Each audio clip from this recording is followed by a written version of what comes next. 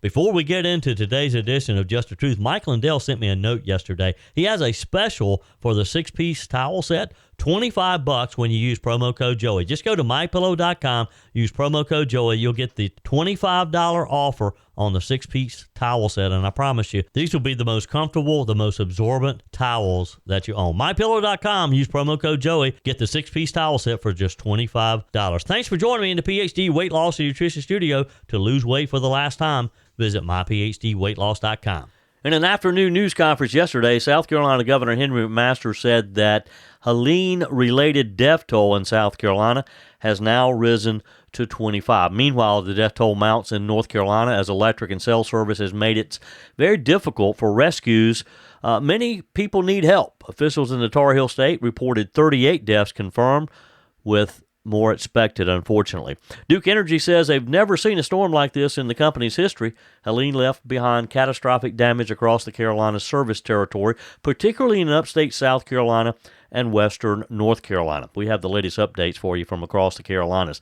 In the wake of Helene, finding fuel for your car has been a challenge, with many reporting waiting over an hour to fill up. And Clemson University was blasted by some for holding the weekend football game in the aftermath of Helene. Should they have played football on Saturday? The university has canceled classes for today. I told you we'd be back. And ye shall know the truth, and the truth shall make you free. It's Joey Hudson. I wanted to name it the Joey Hudson Bill, but, they don't allow you to put names on bills. But I wanted to call it the Joey Hudson Bill because I know that one's been near and dear to you for a number of years. That's how it's done. Let your voice be heard. And the truth shall set you free. Here's Joey Hudson. In an afternoon news conference yesterday, South Carolina Governor Henry McMaster said the Helene-related death toll in South Carolina has now risen to 25. The latest announced by the Anderson County coroner, Karen McCall, 60 of Anderson, had driven to pick up a family member on the morning of September 27th when Helene's winds and floods were at their worst. She later was reported missing after her family had not heard from her since 7 a.m. Anderson police detectives tracked her phone's location to the area of Harbin Road in Anderson. Search teams looked for her, but flooding and damage was too extensive at the time. Around 2:30 p.m., authorities using a drone found her Toyota sedan overturned in water, with her inside about a mile from the Harbin Road area. Spartanburg County still has the most fatalities with 6, followed by Greenville County with 5 after another was added to its total yesterday. Death tolls in other counties: Aiken 4, Saluda 3, Newberry 2, Chesterfield 1. Most have been killed by fallen trees, according to details released by authorities. Helene made landfall later September 26 along the Gulf Coast of Florida as a powerful Category 4 storm, then came through a very wide swath through Georgia and up into the Carolinas. Governor McMaster toured the areas over the weekend of Aiken and Greenville. The governor stressed patience as the upstate and other parts of South Carolina continue to recover. He called Helene one of the worst storms he's seen in the area while speaking at the press conference at the Greenville downtown airport yesterday. He said the upstate is likely not seeing anything quite like this, if ever.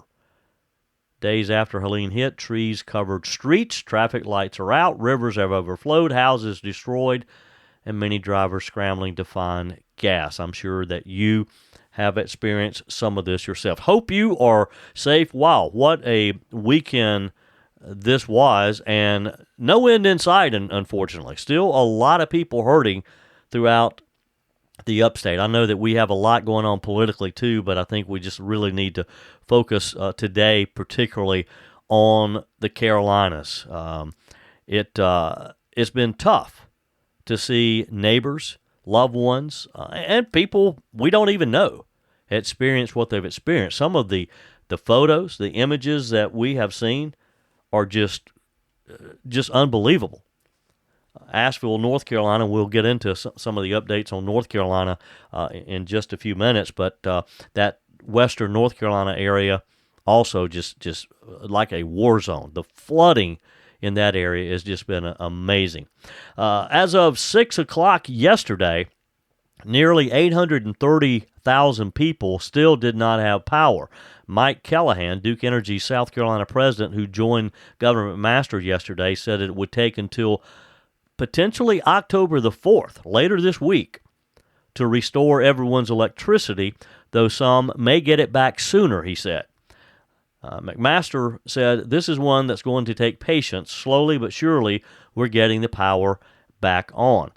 The governor was joined by a host of others, including Greenville Mayor Knox White, U.S. Senator Lindsey Graham, Representative William Timmons, just a number of politicians posting on X and saying that their offices are going to be working to see that we can get back to normal. I received a text from one of the members of Senator Tim Scott's staff, just checking, making sure that that I was okay, and that's what we do. We check on one another. We try to help one another, and we're going to see right now. We're kind of talking about the stories of people being stranded at their homes. So many businesses closed, but as this unfolds, and as we start getting back to somewhat of normal, and normal is going to be a while, but just getting electricity back, just getting cell service back, getting internet back, we're going to hear some stories of just how human nature and how people help each other. There are already a lot of stories out there, but I think you're going to be amazed at the stories that we'll learn about of people helping one another. Governor McMaster said that the National Guard has been called in. They were called in before the storm, but they have now been activated to help the rescue, because there's still people in some areas that need rescuing. Senator Lindsey Graham compared the devastation and wreckage to a war-torn place. He said, Mother Nature bombed us pretty hard. Senator Graham had a good observation. He said in the future, he is pledging to see that we get funding to have more power lines out of the air and in the ground. He said, quote, when this is over, we're going to sit down and talk about how to bury as many lines as we can responsibly to save a lot, not only lives, but money. And he's right. I can remember several years ago when the discussion of putting more electric lines underground, and of course, and this was primarily in the city of Greenville, it costs a lot of money. It's very expensive. But boy, what we're experiencing now, costs a lot of money as well. Duke Energy told customers September 29th, yesterday, that restoring power could take up to 5 more days, leaving some residents without electricity for a week. Some will be without power even longer, the company said. In a message, text message to customers, Duke said, our crews are working tirelessly to restore power to your area following the devastating damage caused by Helene. We expect to have power restored to the majority of customers no later than Friday evening, with the exception of areas that are inaccessible or unable to receive service. Duke and electric co-ops serving customers across the state have explained the process to restoring power. I've talked with a number of people, not only with Duke, but with some of the co-ops too. Peg and I, our home at Lake Kiowee is serviced by Duke. Our home in Greer is serviced by Lawrence Electric. I've heard from many of you who are served by Greer CPW, for example, Blue Ridge Electric, some of the co-ops.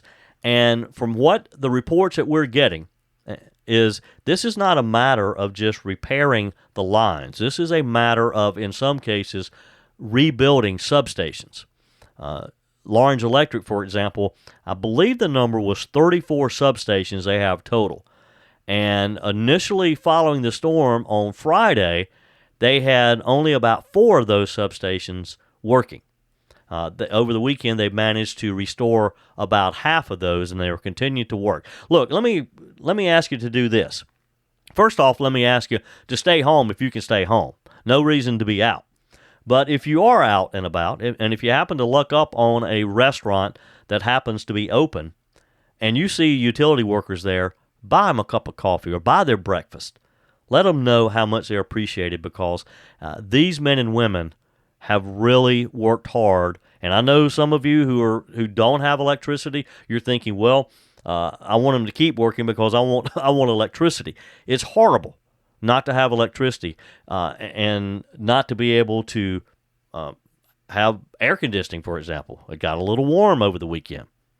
But they're working, folks. They're working, and some of the photos that you have sent me, some of the videos that you've sent me, and others that I've seen, this is like nothing. As Governor McMaster said, this is the worst we've ever seen in this state. This is more than just some power lines down.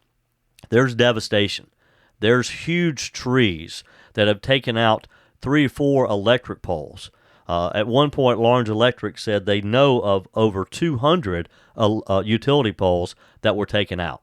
It takes about 4 to 8 hours, depending on the situation, to restore one of those, not counting that's just to clean the area up, get the pole back up, not counting potentially doing some of the repairs for the electric lines that connect to that. So, folks, I hope I painted a picture here of just how dire it is in some places. But we're going to get through this. We will get through this. Working together, taking care of one another. Coming up a little bit later, Clemson University getting slammed for having their football game on Saturday. Love to hear from some of my Clemson fans out there. Do you think Clemson should have played the football game on Saturday? There's a lot of opinions on that. We'll share some of that. Plus, what's open and what's not. We have a full list for you. PhD Weight Loss wants you to know, yes, you can. You can get back to your ideal healthy weight. Yes, you can get back into sizes you thought you'd never see again. And yes, you can get rid of that harmful belly fat, all without becoming dependent on medication loaded with side effects. Hi, it's Joey Hudson here. PhD Weight Loss encourages and equips you to lose weight the healthy, natural way and keep it all for the rest of your life. Dr. Ashley Lucas, a licensed registered nutritionist, developed a solid plan that works. Trust me, I lost 30 pounds. You see, PhD Weight Loss removes the guesswork. They literally tell you exactly what to eat each day while you watch the pounds melt away. But they also teach you to think about food differently and to learn to anticipate and navigate situations that make you want to indulge. PhD coaches will teach you to believe finally that yes, you can do it. With no gimmicks or lifelong medications, finally lose the weight and keep it off. Yes, you can. Call today. PhD Weight Loss, 864-644-1900. That's 864-644-1900. Or go to myphdweightloss.com. Your comments are welcome on the Furman Ford text line, 864-477-JOEY. That's 864-477-5639. Emails always welcome, joey@joeyhudson.com. I gave you many of the updates from South Carolina. Let's take a minute and talk about our neighbors in western North Carolina. Wow, what a tough. We think we had it bad in South Carolina. Western North Carolina is like a war zone from what I have been hearing from many of you and from other news contacts that I have in the area. Their death toll is certainly higher so far than South Carolina. Dozens were killed by the powerful floods. Western North Carolina they had a lot of the wind damage and all that we had in South Carolina, but they also had extreme floodings, powerful flooding in areas of North Carolina. Hundreds of others are missing due to simply a lack of communication, because just like we have had no internet, no electricity, the cell networks are not that great, they've had the same things to contend with in addition to the flooding. So as Helene sent rivers surging in some of those mountain areas, some of those valleys, that torrential rain coming through, swelling those rivers, some dams bursting, bridges just being washed away, parts of roads, Interstate 40, parts of Interstate 40 near Asheville just washed away. And it is just devastating, and it has affected people in much different ways than what we have experienced in South Carolina, from the standpoint that it is literally isolated areas. You can't get to some areas in North Carolina to help people if you want. North Carolina Governor Roy Cooper said he too had a news conference yesterday, just like our emergency preparedness folks did yesterday as well, under the direction of South Carolina Governor Henry McMaster. North Carolina Governor Roy Cooper said yesterday, quote, "This unprecedented storm dropped 10 to 29 inches of rain across the mountains, causing life-threatening floods and landslides." Buncombe County Sheriff Quentin Miller was with the governor yesterday, revealing additional deaths from the flooding. He said that, unfortunately, the death toll may continue to rise as emergency first responders eventually get into some of those areas that they're not able to as well. Sheriff Miller said, "We have another devastating update. We now have 30 losses due to the storm. We're still conducting search operations. At least 38 people have died in North Carolina, counting other areas, according to state and local officials." President Joe Biden approved a major disaster declaration for North Carolina on Saturday, which allows additional FEMA resources to be used for the cleanup and recovery process. More than 800 FEMA staff are deployed across states affected by Helene, with distribution centers and equipment set up. Buncombe County Water Resources Authority have been closely monitoring the Bee Tree Lake Dam, but said it continues to function as designed with water coming through the spillway. You've had... But as I mentioned, flooding has cut off access to supplies for a lot of North Carolina.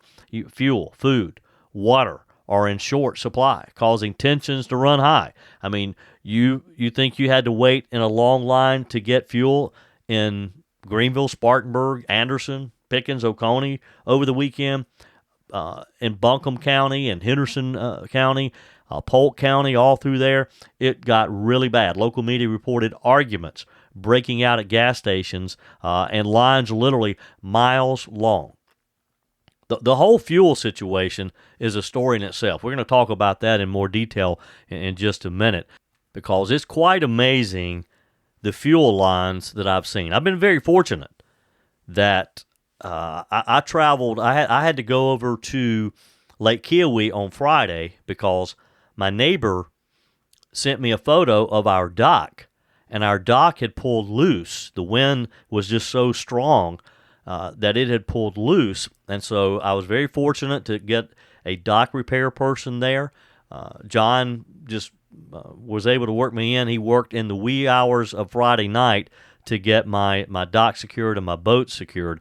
He said that there were over 300 docks that he had seen. He had been out surveying the area on Friday afternoon after the weather got to where he could get out on a jet ski, and said he identified at least 300 docks on Lake Kiowee alone, and just a portion of Lake Kiowee that needed some attention.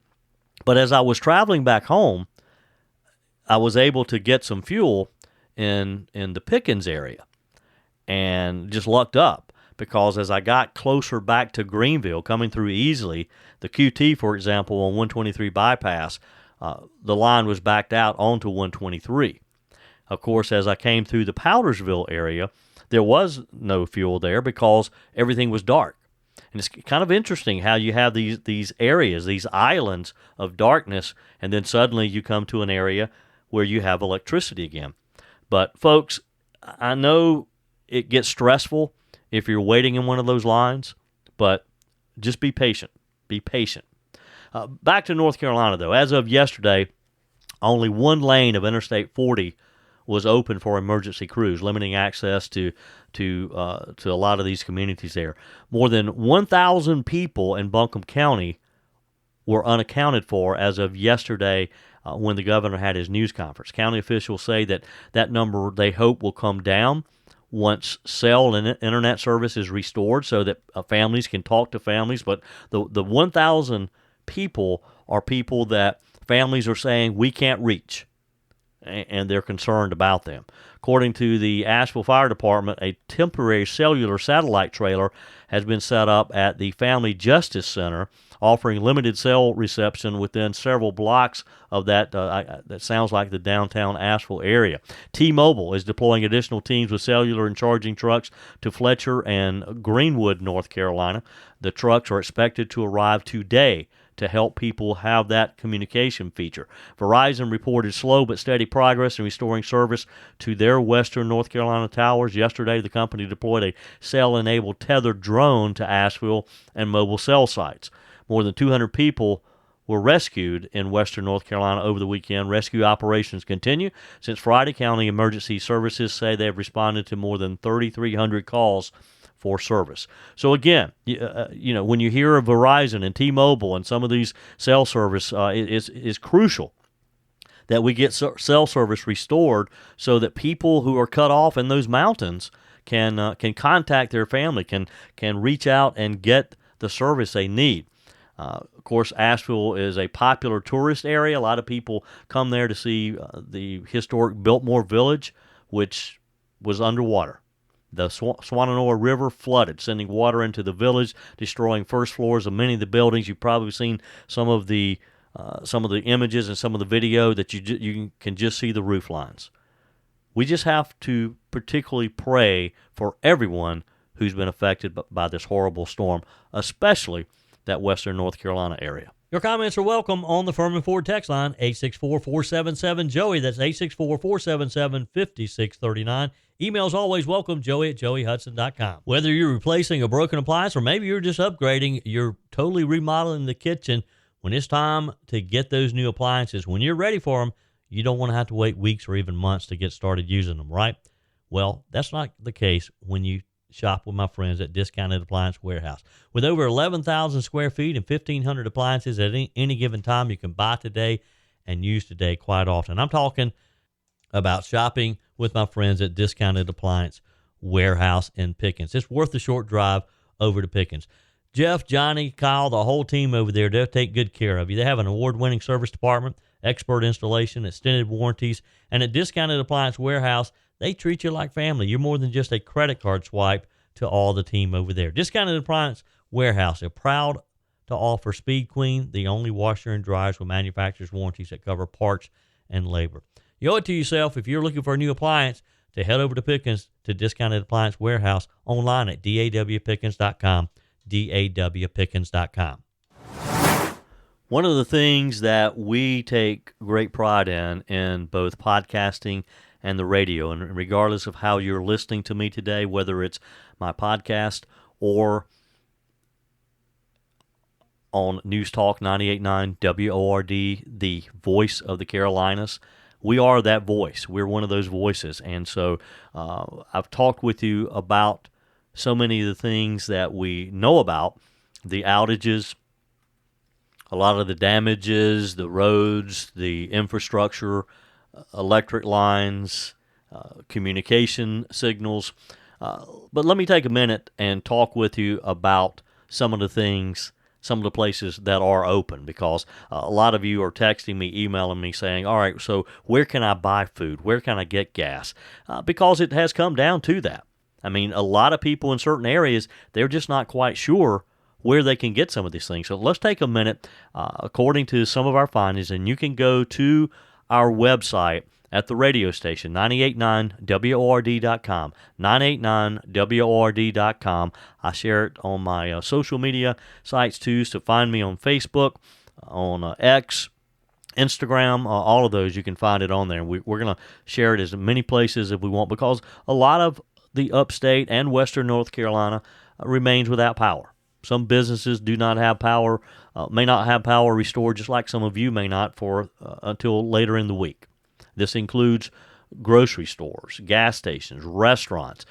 So here's a quick rundown, a quick list of some of the places that we have been able to confirm that are actually open. And again, you can find the entire list at 989WORD.com, and we'll continue to update it throughout the day as well. In downtown Greenville, you have McCoy Noodle House that is open for business. A lot of the places out in the Five Forks area, grocery stores, for example, Food Lion, Publix, that is open. The Publix on Fairview Road is open. North Pleasantburg Drive, you have a number of businesses on North Pleasantburg Drive. You get to some other areas in Pleasantburg Drive and everything's closed because, again, you have those pockets, those islands of areas.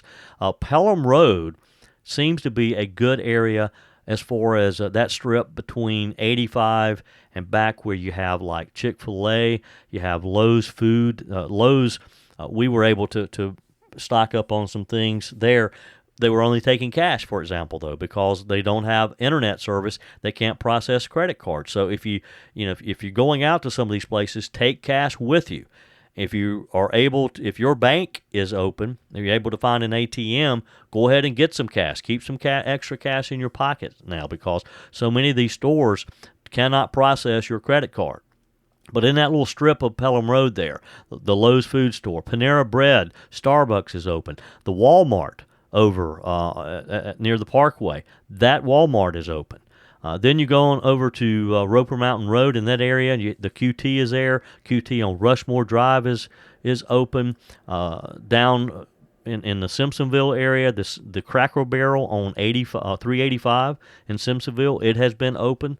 So these are some places that are open that we know of. The Thornblade Publix in Greer, that Publix is open there. Out on Wade-Hampton Boulevard, Seven Brew is open.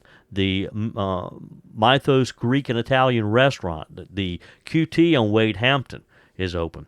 I'm being told that the Walmart over on the White Horse Road in the Berea area of Greenville, that Walmart is open. The QT on Woodruff Road, Target on Woodruff Road, Yard House, the restaurant out on Woodruff Road. Peg and I were able to get some breakfast at another Broken Egg there. So those are some places that are open. And again, you can find the entire list, and we're updating it throughout the day on 98.9 WORD. Again, I'll be sharing this on my Facebook and other social media too. And I wanted to give you a message from our friends at Ingles Market. Received a note from Melissa there. Melissa is the person that we work closely with there. She writes, Ingles Distribution Center in Swannanoa, North Carolina, store operations in many areas have been greatly affected by Hurricane Helene. We will keep our communities informed regarding important store information to the best of our ability. We are working with local officials, vendors, and power companies to regain normal operations and delivery to stores amidst unprecedented flooding and the loss of road and transportation infrastructure.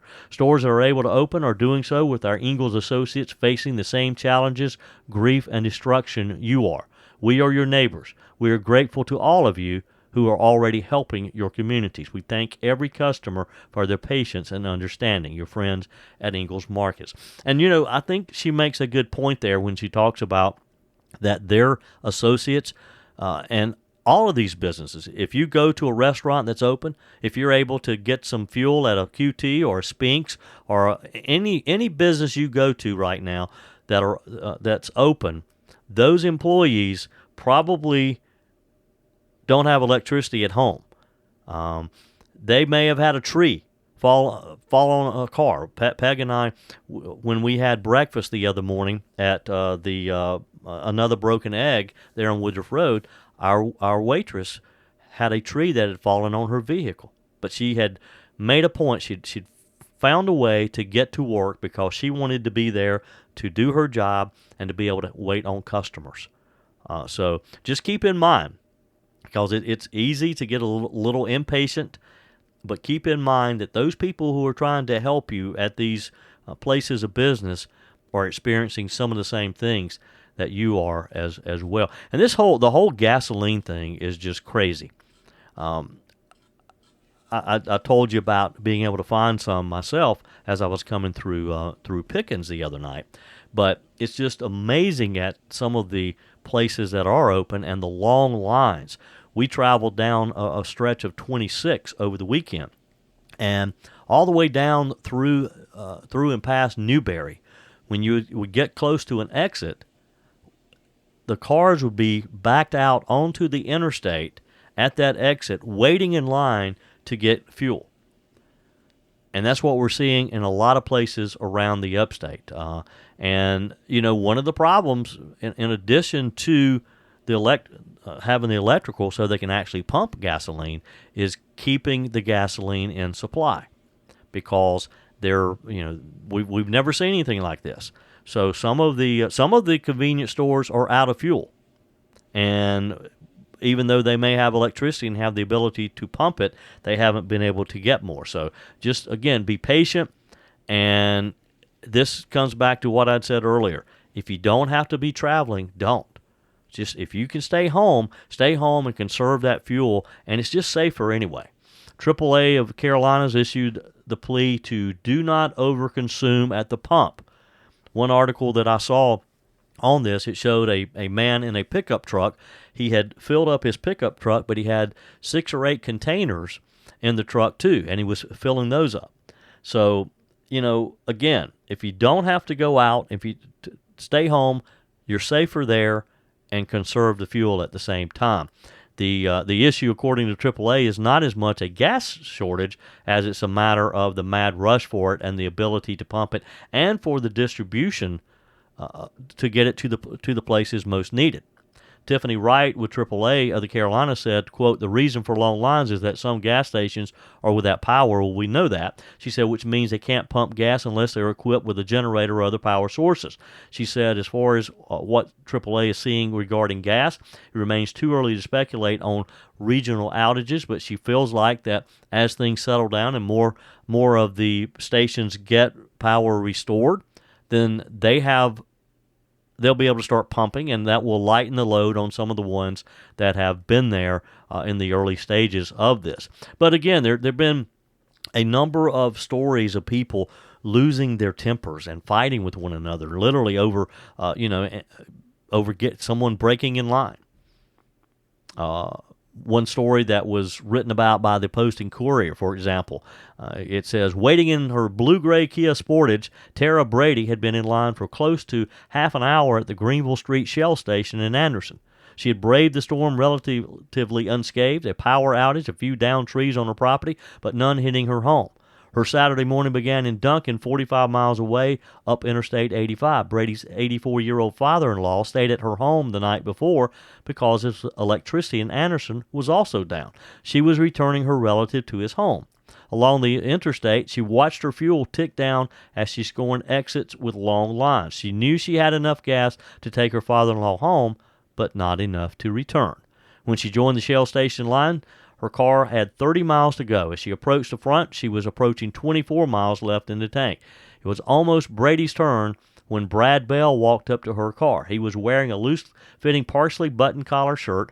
Bell said he was worse off than Brady. His car was below empty. He later explained that he was turning his ignition off every time he stopped to conserve fuel in order to be able to get to the front of the line.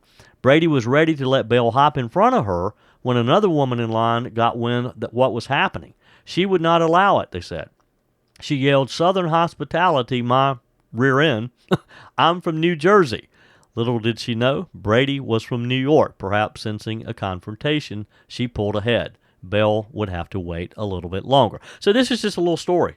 One of the stories that the Post and Courier wrote about, and we're seeing that, and we just have to be patient, folks. Just be good neighbors with one another.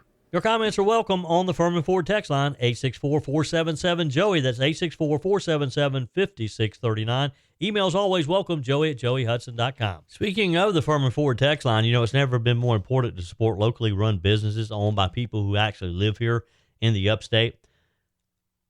Let me take a minute to talk with you about our friends at Furman Ford. If you're looking for a new vehicle, maybe a great pre-owned vehicle, one you can trust, or maybe you're looking to order that special vehicle. Either way, if you want a new one, a brand new one, or a pre-owned that you can trust, the folks at Furman Ford, they're there to help you. Their name is on the sign because their name is on the line, because every single transaction is important to them. Jim Furman, Matthew Furman. They do business the right way. When you stop by, when you give them a call, or maybe when you just send them a quick email, you're always going to have access to a member of the Furman Ford family. And by the way, they also offer great service, and you're not going to have to wait weeks and weeks to get it done. And you do not have had to purchase your vehicle at Furman Ford. Doesn't even have to be a Ford. They service all makes and models. Visit my friends at Furman Ford online at furmanford.com, furmanford.com. On our text line, Jordan writes, "Hello, Joey. Hope you're well and safe. We weathered the storm better than most, I would say. Myself and my children are safe. Our power company is Lawrence Electric, and we're told at least 3 to 5 days.